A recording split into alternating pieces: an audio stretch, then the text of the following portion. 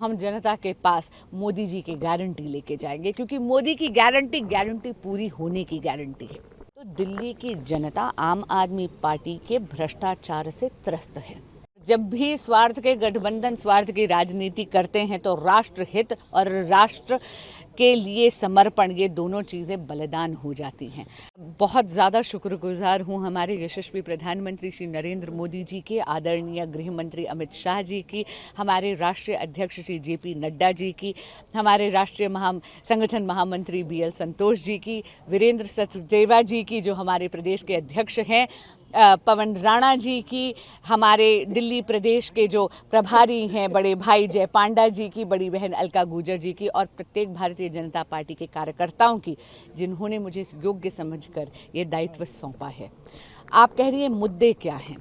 देखिए, क्योंकि लोकसभा का चुनाव है, एक तरफ तो हम जनता के पास मोदी जी की गारंटी लेके जाएंगे, क्योंकि मोदी की गारंटी पूरी होने की गारंटी है। अगर आप मोदी सरकार का एक रिपोर्ट कार्ड देखें पिछले 10 वर्ष का, तो आप देखेंगे कि अनप्रेसिडेंटेड लेवल पर डेवलपमेंट हुई है।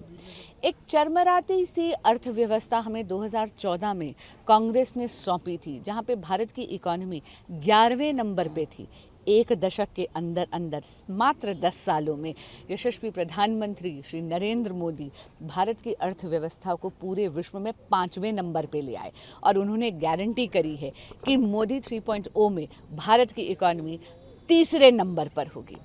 अगर हम स्थानीय इश्यूज़ की बात करें, लोकल इश्यूज़ की बात करें, तो दिल्ली की जनता आम आदमी पार्टी के भ्रष्टाचार से त्रस्त है, और दिल्ली की जनता बहुत समझदार है और अवगत हो गई है।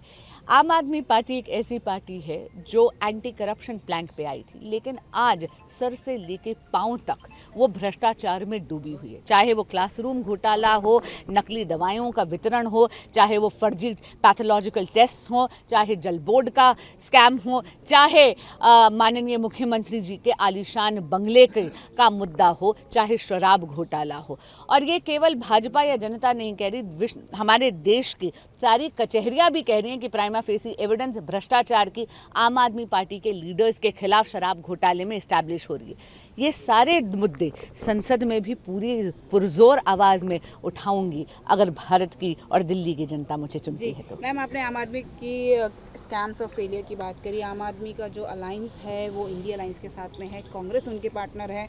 ऑल्दो एक टाइम था जब वो एक दूसरे के अगेंस्ट थे, एक दूसरे को जो है फॉल लैंग्वेज यूज़ करते थे अगेंस्ट एक दूसरे के। अब उनके गठबंधन को कैसे देखते हैं? कितना आपको लगता है कि will it work in Delhi और नॉट? पर स्वार्थ का गठबंधन है, और जब भी स्वार्थ के गठबंधन स्वार्थ की राजनीति करते हैं तो राष्ट्र हित और राष्ट्र के लिए समर्पण, ये दोनों चीज़ें बलिदान हो जाती हैं। आप ये देखिए कि जब महिलाओं के खिलाफ अत्याचार का मुद्दा था, चाहे वो संदेश खाली में माताओं और बहनों के साथ जो दुष्कर्म हो रहे हैं उनका मुद्दा था, या दिल्ली में खुद आम आदमी पार्टी के एक लीडर पे इतना संगीन आरोप लगा है एक माइनर के साथ छेड़खानी करने का। आम आदमी पार्टी के और कांग्रेस के दोनों के नेता जो हैं वो चुप्पी साधे हैं, क्योंकि स्वार्थ की राजनीति है। इसी तरह जब DMK ने सनातन संस्कृति पे अभद्र टिप्पणी करी थी, इंडिया गठबंधन के सभी सदस्य चुप्पी साधे थे। तो मैंने कहा ना, जब भी स्वार्थ की राजनीति होती है तो आप राष्ट्र हित को बलिदान चढ़ा देते हैं।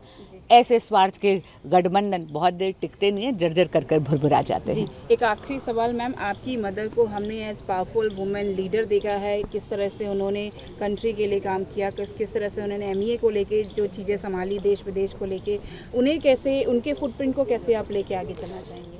सुषमा स्वराज मेरी प्रेरणा है और उन्हीं के संस्कारों का अंश हूँ मैं।